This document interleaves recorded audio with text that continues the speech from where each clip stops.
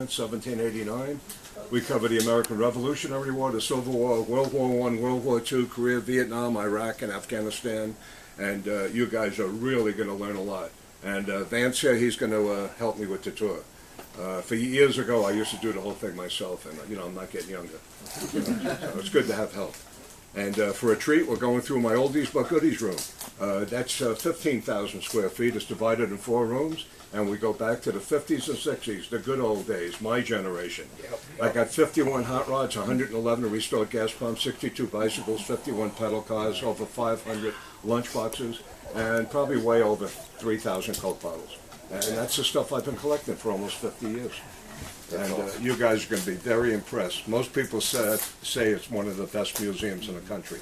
And what makes it really special, 98% of everything you're going to see is fully operational. Those are real machine guns, real bullets, all the vehicles run, and the government museums would never allow that. And I'm going to show you stuff that other museums wouldn't even allow. I allow everything. Since I'm a legal museum with the 501(c)(3) nonprofit status, I could have everything. Nice. So you guys are going to be very impressed. I guarantee it. Okay, I hope you have a good time. There's no refunds. And, Are we allowed to take pictures? oh, all the pictures you want. The FBI already knows everything I have. But you're going to be very impressed. Okay, and after the tour, you could come out and, we'll give you drinks. You could buy T-shirts, souvenirs, and take pictures with me. Yeah. Okay? Okay. It's an honor for the Japanese soldier to take the family samurai sword into battle. They never ever want to give up or be captured and disgrace their religion or their family. Most of them would carry these suicide knives. This has the family's name in it. Yeah, see that? These are sharp as a razor. How old's that oldest sword you said? Over 600 years old. The very top, right in back of me. Yep. See that? There you go. Okay. Can I get a picture? Yeah, you ready? Even if they think they're going to get captured, they'd rather just kill themselves. They say a prayer, they say goodbye to their loved ones, they get on their knees, they take both hands and push this right through their chest. Hopefully they hit their heart and they die right away. If they didn't have the suicide knife, most of them were issued in the original box here, Japanese cyanide. And they were told to kill themselves if they think they're going to get captured or if they did get captured. Okay, this is what the cyanide looked like. You look at the bottles, it's got Japanese writing on it. You see that? You want to taste one? Yeah. No. I want to take a bite. I'm gonna get different shot glasses. They're all in the fucking cans up here at all those grocery stores. Okay. And then I'll be easy to transport. And then I'll tell my sister how to fucking make it. She's fun too. I'm taking a video.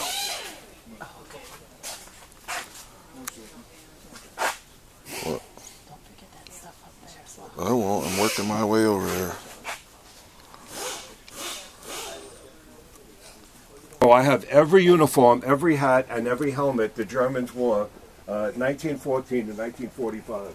Okay, this is the artillery sergeant. We got the Panther, that's a tanker. We got the Luftwaffe, that's the Air Force. We got the African Corps. We got the SSU. The whole of cyanide and killed himself. Okay, next guy, Joseph Goebbels. Very bad person.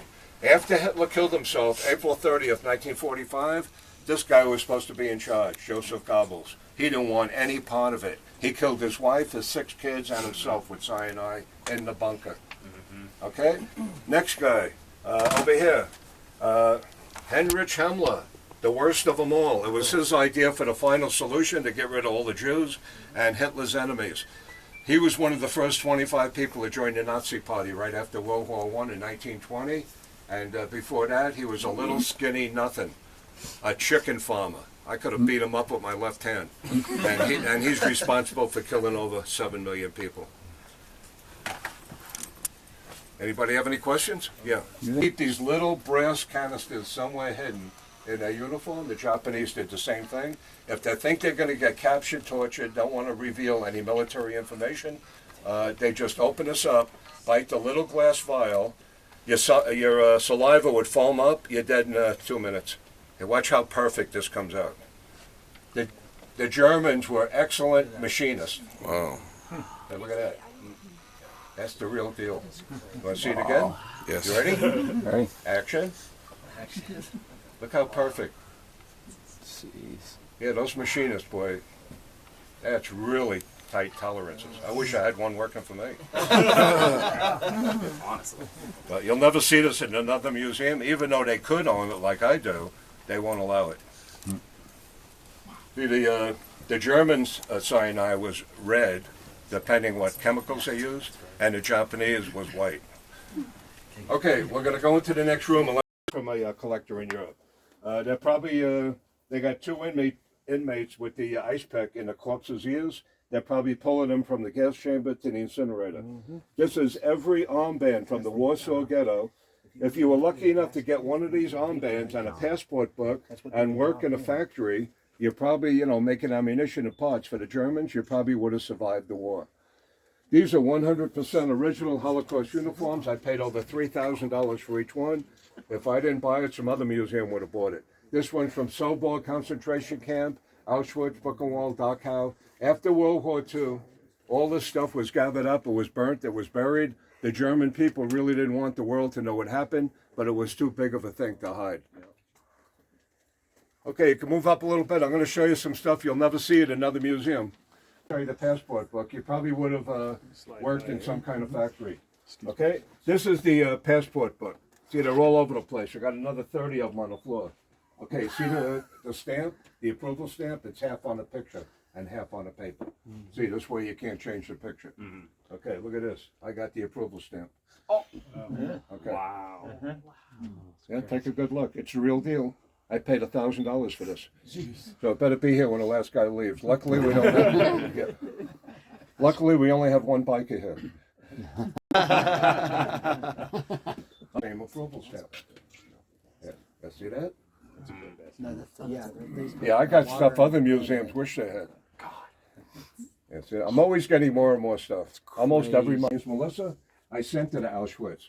That's a picture of Melissa. She went to 3 death camps that summer to learn about all this stuff, and everything she learned, she came back and told me and showed me the pamphlets and the videos, and so into the room. And what it doesn't say in any history book, but my daughter told me, the tour guide over there told her, is the water was almost boiling. The reason, got a question? When they're gassing them, how did all the other people behind them in here scream? Well, let me finish. Just listen to everything, and then you can ask a question. Okay. So the water went on. They're like screaming, And the reason the Germans want everybody to take a hot shower is because hot water opens up the pores in your skin. And the next room is the gas chamber, and they're going to use Zyklon B gas, and it would penetrate your body easier. Okay, now the side door would open to the gas chamber. The people are trampling over everybody. They think they're getting out, but they're going to the gas chamber. Up on the roof, every 12 to 14 feet, there'd be a 6 or 7 inch cast iron pipe going right through the roof. There'd be Germans up on top of the roof. They'd be opening up these Zyklon B gas canisters. I have 58 of them dated 1943. See that? And when the little white pellets that are in here hit the atmosphere, they vaporize. After you breathe it, it only takes about 2 minutes, 2.5 minutes. A cardiac arrest, that means your heart stops or your lungs collapse. See that? This is the real deal. That is a cool picture. See that? Okay, see? Okay, see the back of it, never open? See, this is the real deal. I have 58 cans of it. They're in these 3 cabinets. Okay, so I'm real careful with it. The slaves, and they give them these claws, the serial number 324. See, 324. See the serial number? You see that? Okay, this is called the claw. I got 2 of them now. The other one's on the second shelf in back of me. Okay, the way this works, they'd go in there, they put this around the corpse's wrist or ankle. See, it locks. See, it just locked. They pull the body out of the gas chamber. They hit this middle trigger. See, there's a metal trigger, and that would release the body. Outside the gas chamber, there'd be a whole squad of more teenagers they use for, to do things for the Germans, slaves. and they'd have dowels or wooden wedges they put in the corpse's mouth to keep it open. And at that point, if they notice any gold teeth, they pull the teeth out and throw them in a box, just like this. That's the wedding rings in this picture here. Okay, after that, in Auschwitz, they go to a rail system. See all the bodies on there? And that would go right to the incinerator. In Auschwitz alone, 24 hours a day, 7 days a week, each day they were killing and burning right around 4,000 bodies. That's 28,000 a week. That's a lot of bodies to burn.